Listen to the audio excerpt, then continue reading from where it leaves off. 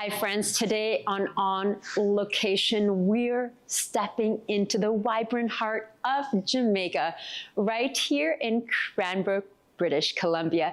Ella's Jamaican restaurant, where every plate tells a story of culture, warmth, and flavor. We're sitting down with the incredible owner to hear all about this soulful spot, how it's bringing island warmth to the local community, one bite at a time. Let's go in.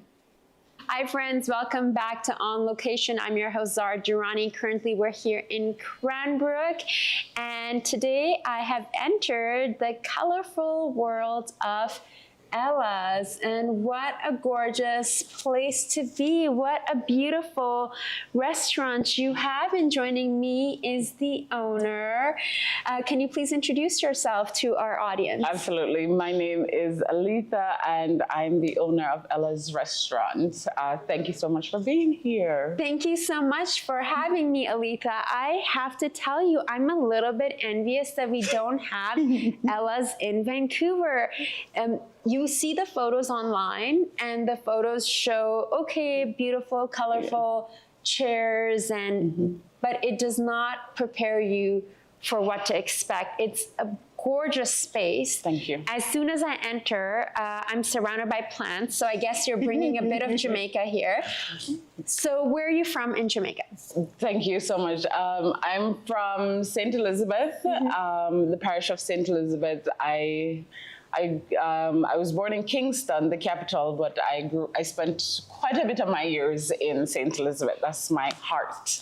And St. Elizabeth is the garden parish in Jamaica, or is called the bread basket of Jamaica. So a lot of even our spices, etc., that we use in our food at Ella's is actually brought from St. Elizabeth. I love that. So how long have you been here in Canada?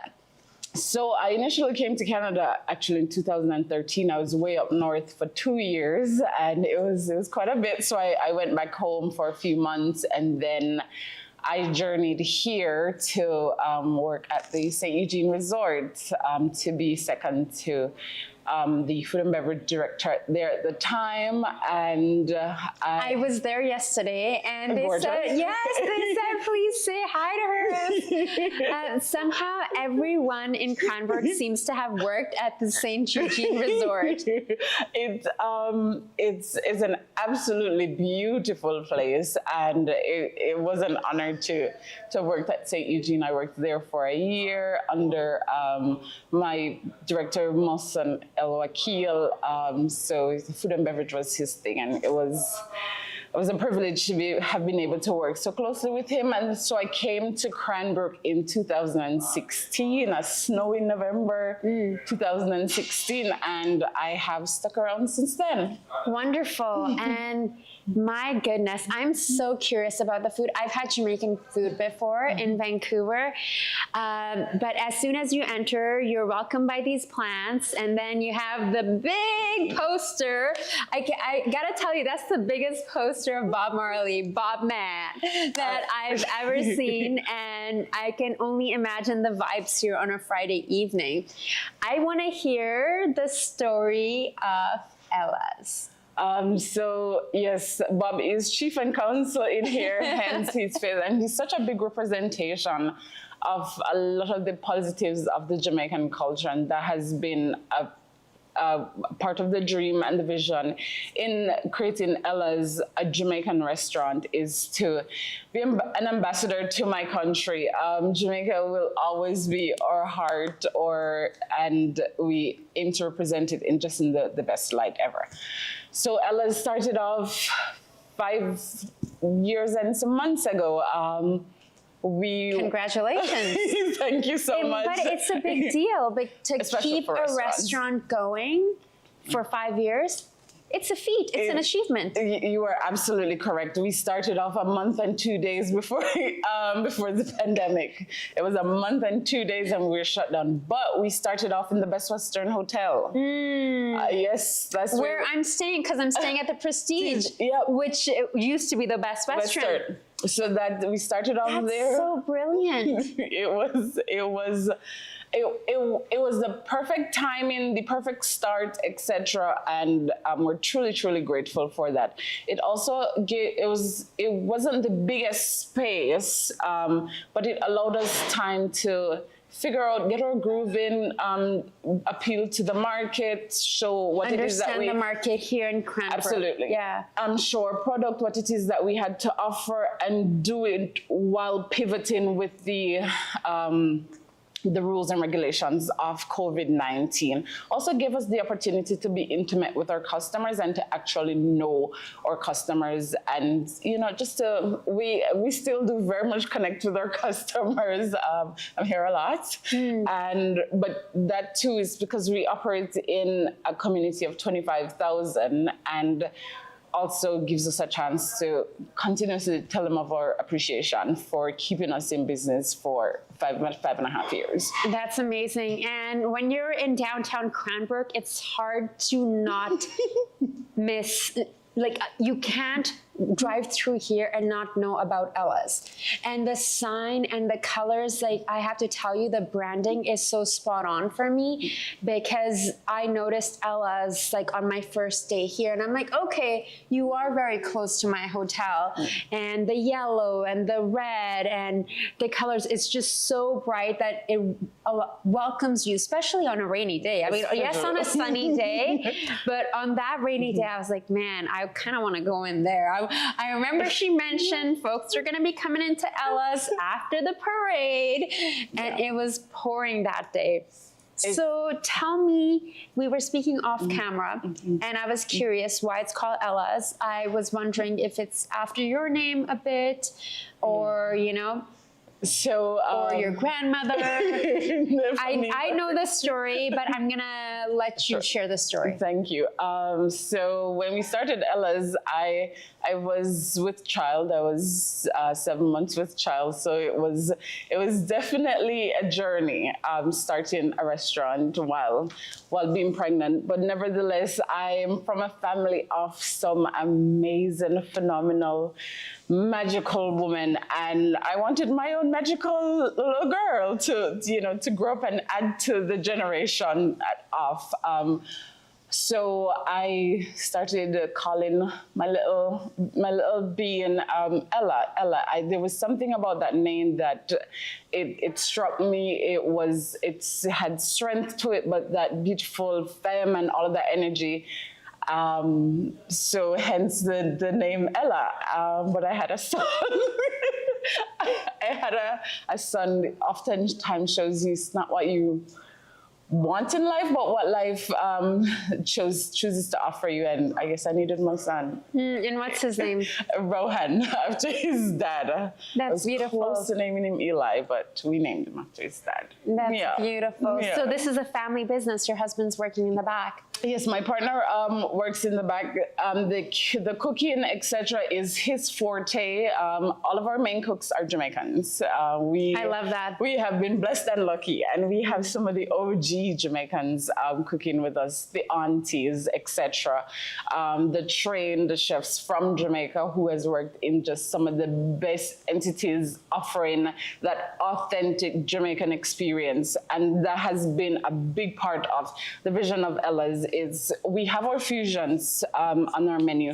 Also a testament to the community that we live in, finding that way to find that balance, to infuse the Jamaicanness in the Western fusion. That's something I was curious about, that how absolutely are you keeping it very, because I'm excited about the jerk chicken. You know, I mean, I'm having my coffee with coconut milk, so. You're correct.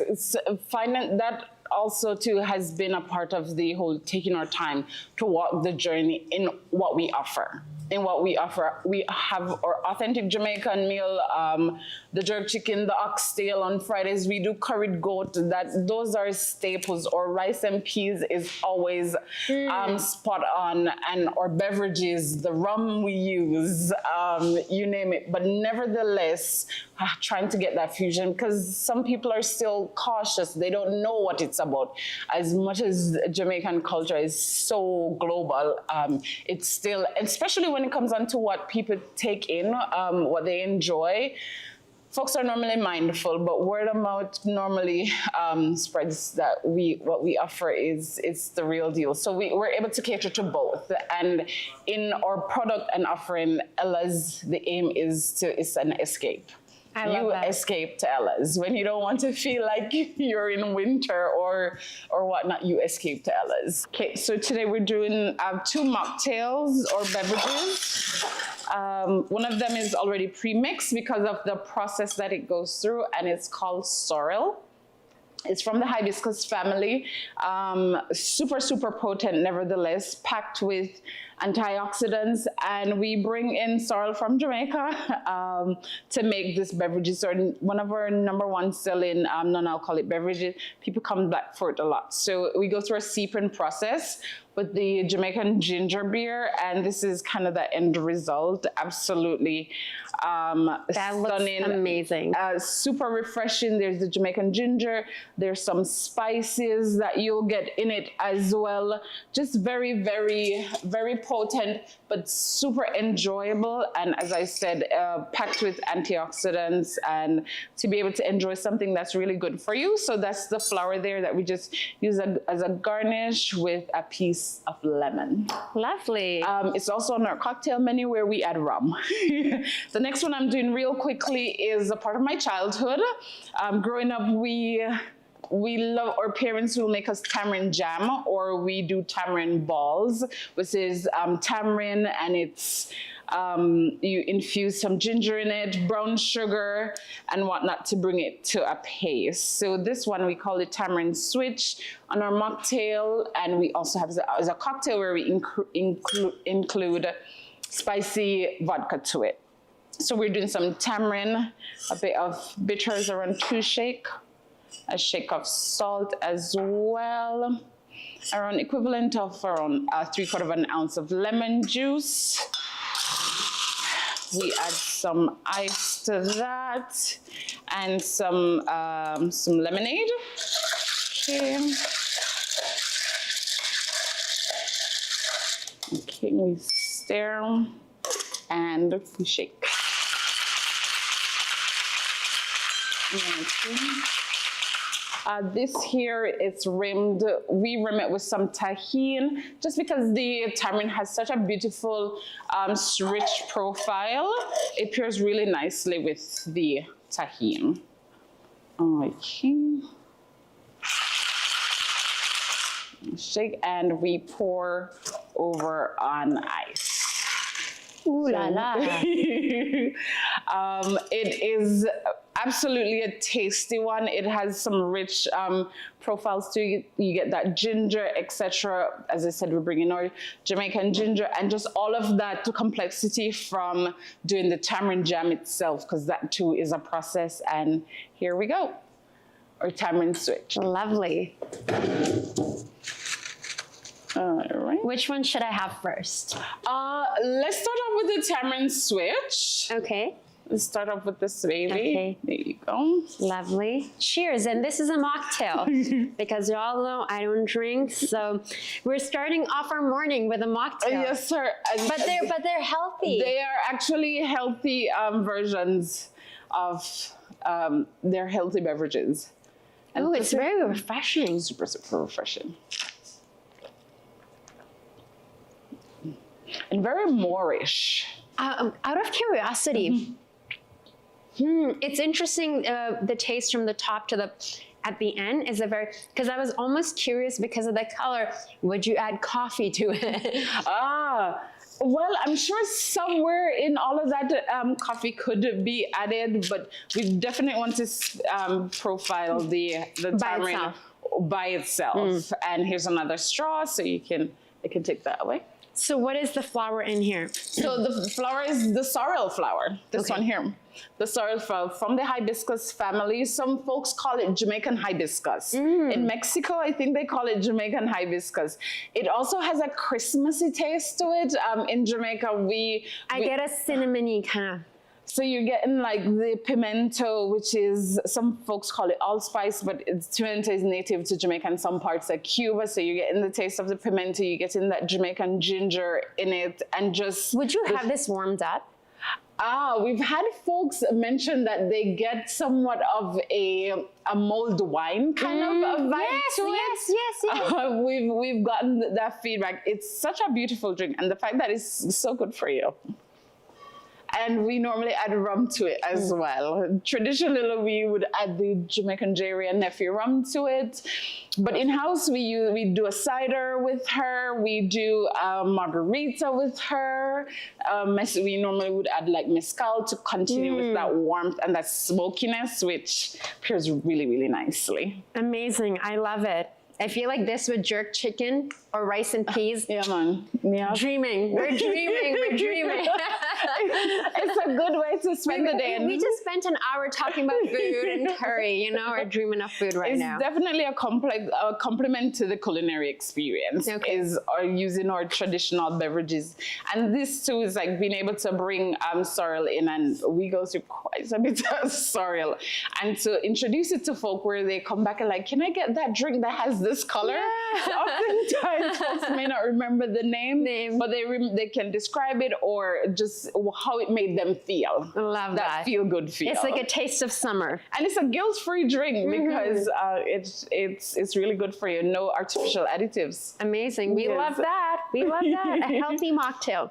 Thank you so much. Thank you, Zara. A lot of my eating is here, and I'm lucky enough to live in a household full of folks that not likes to cook, loves to cook.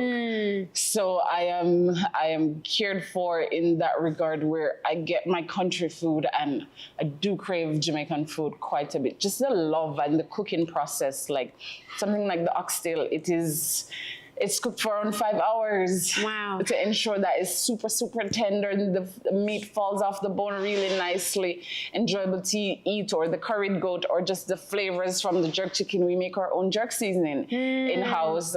We bring Jamaican ginger and all of that, and we make our own jerk spice, and so I get my crave from that. Yeah. In terms of the menu, what are I would say perhaps the top 2 or 3 most ordered or requested or loved items? So the item that actually put us on the map was our fried chicken. Yes, our fried chicken is seasoned to the bone. The beauty about that too is the quality of the chicken that we buy. That part is really, really important, and how we care for the chicken on a cultural level. We have a thing called we clean the chicken. So you go in and you take out bits and pieces that us Jamaicans wouldn't want to eat or consume, and we just ensure that it's nice and clean, and then we marinate it for days. So that our fried chicken is definitely a #1 seller. And as well as our jerk chicken, interestingly, it's our oxtail birria tacos that has been just flying up there, and that was something that had us cautioned, like, would people like that? But oxtail is a trending meat, as pricey as it is. It's a trending meat, and it's something that everybody wants to try, especially with the new social media.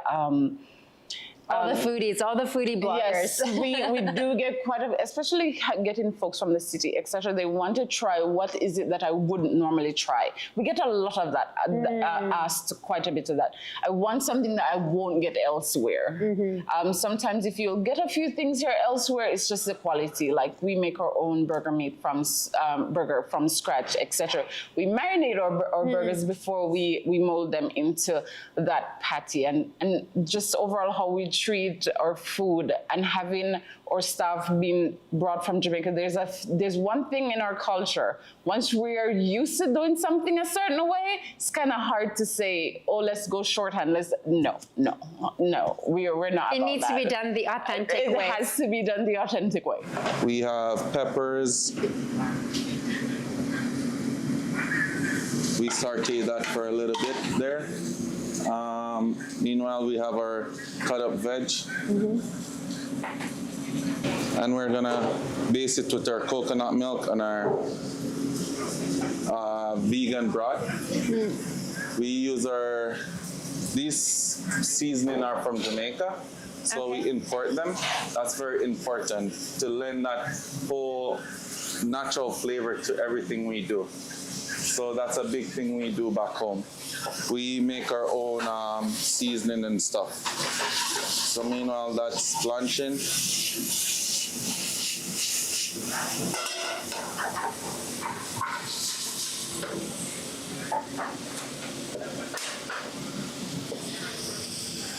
This is kidney bean.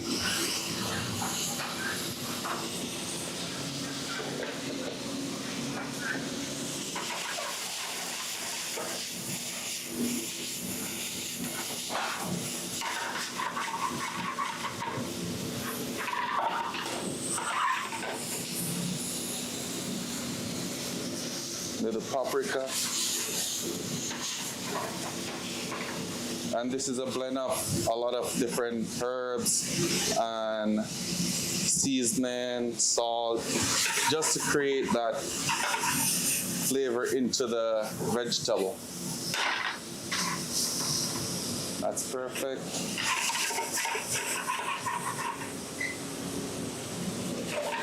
Then we have a little veggie broth. Kind of create that steam. And our most used item in the kitchen is coconut. We use it for our rice and peas. We use it for seasoned rice. We use it for Alitha stew. We use it for even in our curry goat. So that's a lot of coconut is back home, and we use all of that within our time there, and we have used it in many other dishes back home too. So what are we making right now? This is our Alitha stew. This is where the Rastafarian will go, and that's why their main base is always that coconut with all of that vegetable. So our Jamaican pumpkin, and it's one that's been with scallion, thyme, that Scotch bonnet pepper. We don't cut it in there. We just drop it in to create that aroma to the rice. So you will taste all of that flavor. And we add a little of our noodles and stuff like that, just to bring that life out of the rice and not just make it just a regular rice. Amazing. So, yeah, this was one of our thing where it's traditionally our Sunday dinner. That's something your mom you grow up on eating rice and peas, and it's been with the Jamaican culture forever, you know? Our jerk chicken.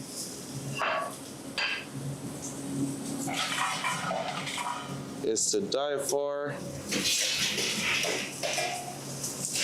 Done on the grill. Ooh la la. So all of that beauty right there.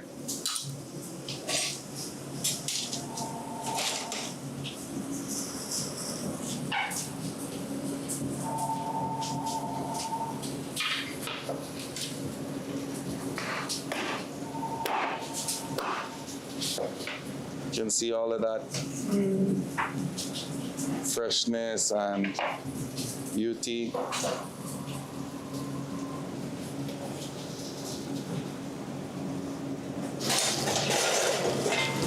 So this is our roe sauce. It's a pineapple mango blend with some nuts and berries, just to complement the jerk chicken. Beautiful. Where it's one of those ideal sweet and a little bit of hint of spice. Gorgeous. This looks beautiful. Thank you. How do you want people to feel when they leave Ella's? That they've gotten a break from the normal. They had some food that was good and sustaining to the body, and they really enjoyed a real authentic Jamaican vibe. Yeah, man. I love that. I'm looking at this photo here. Is that someone from your family? I get asked that quite a bit. Yeah, because it looks like a photo you may have taken. She is not she's not a family member, but what I loved about that picture is that the representation of one of my favorite scenes back home, or my favorite places to go, is the market. Growing up in St. Elizabeth with family members that is their livelihood, is going to the market, or even going with them quite a few times, is the fresh. It's one of the things that I really love about my country, is the fresh fruits and vegetable that is accessible year round. It's seasonal, but there's always something growing and to pick year round. Right now it's mango season. It's my favorite season, and I'm missing out. I'm from Pakistan, and I gotta tell you, I have not tasted that Pakistani mango since I've been here, because the Pakistani mango, and I'm sure it's the same maybe in Jamaica, it's dripping, it's orange, you can smell, the scent is so sweet and strong. And so I grew up in my grandmother's home, and we had mango trees, and we got a lot of different types of mangoes, and we would wait for summer all year long, because you know, you grew up with massive gardens and things like that. You grow mangoes and oranges and grapes and guavas. And the abundance of it. And you know, when the season is done, that's it. So you enjoy in the moment. We have a saying in Jamaica that during mango season, we wash our pots and we turn them down, because there's no need to cook, because we eat it in abundance. And you know, it's definitely a favored childhood time. And as adults growing up on that smell. So that picture was definitely a representation of one of my favorite moments back home, is going to the market and just seeing all the lushness and the fresh food. The bright colors. Oh, absolutely. Natural, picked from the tree. You know, if you buy it today, you eat it today or tomorrow, because after that it has perished. And being able to put fresh food in your body, that's one of my favorite moments. I'm curious, are you the only Jamaican restaurant in Cranbrook? Yes, we are. So do you feel that pressure of okay, this is, because I quite often think about this. I didn't when I was younger, but I do now, that when people are interacting with me, they're not just interacting with me, they're interacting with someone who is originally from Pakistan, who has had this cultural upbringing. So in that subtle way, especially when I'm traveling and I get invited to go to different countries and stuff, I am very mindful of that. So do you think about that, or that's something you don't think of anymore? That you are the representation, you and your partner and your restaurant are the representation of Jamaica here in Cranbrook? I wouldn't consider it pressure from the community. It's a personal, it's internal. It's that personal, the personal goal to ensure that whatever we offer is in true representation and in the most positive way. Jamaican, the beauty of our culture, we're not, for a tiny island, we're known on such a global level for multiple things, between food, or music, just our culture overall, or language, etc. Some things that has become popular based on those altogether. That ability to escape when you go to Jamaica, we carry that proudly. It's our home, so it's like you're walking with the aura of home. I wouldn't say it's pressuring, but I would say it's something that we do with pride. We're very expressive, and we're proud and just a beautiful set of people that has a way to ensure that everybody feels at home. I love that, and I feel that as soon as I entered here and meeting you. I'm so curious, because you folks have been here for 5 years. Perchance, because you know Vancouver is just an hour away, like by flight. Yeah. Have you had anyone here? Because you know we've had like Ziggy and Damian Marley coming to perform in Vancouver. Has anyone come this way? Not yet. Not yet. Not you yet. Just send them an invitation. Hello, what's happening? wagwan. They haven't arrived yet, but I know if Ziggy and them come in, they'll probably be really happy to see their dad up there. Because the beauty is that with these windows, you can just see him from the street. You can actually see him from the street. None that I know of has come, but we're so happy for the folks that has traveled miles just to be here, or they ensure that when they come to Cranbrook that they visit, or we're something that they've been craving. Someone was sitting at a table the other day and she's like, I came here last year, like October, and I had the Rasta pasta and I couldn't wait to come and have it again. What is the Rasta pasta? So it's a pasta dish that we're known for, and we normally infuse like jerk chicken or jerk prawns with it, but we cook with our spices in it, and it's one flavorful pasta. Yeah, it's a very, very flavorful pasta. And she'd be like, oh, my boyfriend's Italian. And I told him that the best pasta I've had is at a Jamaican restaurant in Cranbrook. And she was just this tiny thing just sitting there, just in her bowl of, it's a really big bowl. She was in heaven. Pasta. She was like, this is why, so she's like, I just came off the flight, my friends picked me up and I'm here, there's my suitcase. Just like you. Just like me with my suitcase. Now, we can't leave here without talking about dessert, because both you and I have a sweet tooth. Yeah. So I want to hear what's on the dessert menu. That would be a rum cake. Our rum cake is one of our most popular dessert that we do in-house, but back home we call it fruit cake or rum cake, and the fruits in it, it's very decadent. So the fruits in it's been soaked in rum and wine for years. Or Jerry and Nephew rum, which that one is only 63% alcohol, but it's soaked the fruits in it, and then we blend that out, because not everybody wants the bits of it, etc. We blend it out, so it takes quite a bit to bring that cake to fruition. So that's normally the cake we'd have at weddings, birthdays, special occasions. So that is served warm a la mode with some rum raisin or vanilla bean ice cream. Yeah, we go through quite a bit of that. We're definitely, and that's all made in-house? Yes, that Miss Gracie normally makes that in-house. We are lucky to have Miss Gracie. Shout out to Miss Gracie. Amazing. I love it. Thank you so much for welcoming us here. I feel so fortunate that we get to come here and have a taste of Jamaican food, of Ella's. Thank you. And I gotta say, I'm slightly jealous, and I think this is what will bring me maybe back to Cranbrook, because it's such a vibe here, and I really hope you guys open in Vancouver.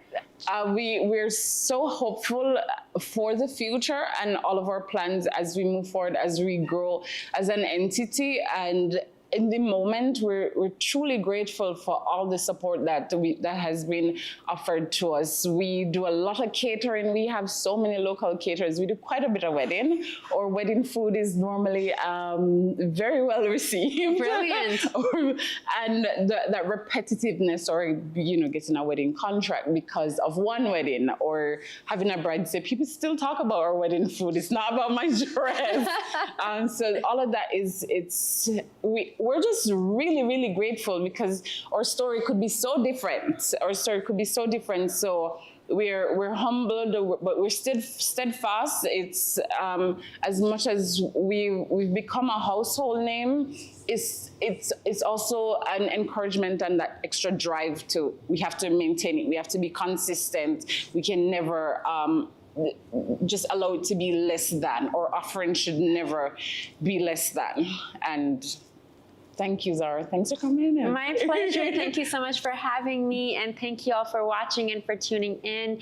Our journey here in Cranbrook continues on location in Cranbrook, produced with the support of TELUS STORYHIVE. And if you happen to find yourself in the Kootenays, if you happen to be in the surrounding neighborhood, you'll have to come on down to Ella's and try some amazing food, some great vibes, some great music, and I bet in the evening, this bar here looks stunning. I'm loving the lamps there. It lights up. It lights up. Our dinner vibe is a whole. It's definitely that escape. It's an escape. Amazing. Thank you so much. Thank you all for watching. From the rhythm of the spices to the heart behind the recipes, Ella's isn't just serving food, it's sharing heritage. Places like this remind us that community is built not just through stories, but through taste, but through tradition and the courage to bring a piece of home to a new place. Thank you to Ella's for welcoming us in. Stay tuned for more inspiring voices and stories right here on Location, brought to you with the support of TELUS STORYHIVE. I'm your host, Zara Durrani, and I'll see you soon.